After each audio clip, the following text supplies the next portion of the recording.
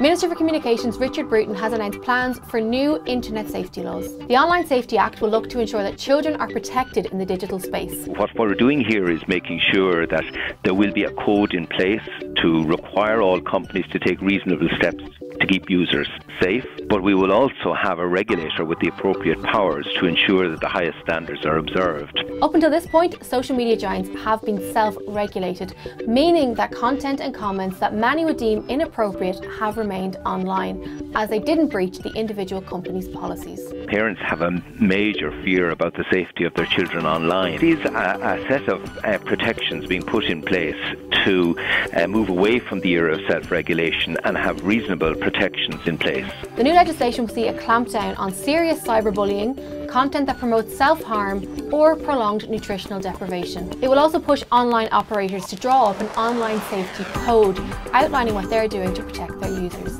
Companies can build into the design of their online platforms the sort of things that watch out and flag things that could be potentially harmful. The Online Safety Commissioner will oversee it all and have powers to order social media companies to remove content, as well as naming and shaming those who are in breach.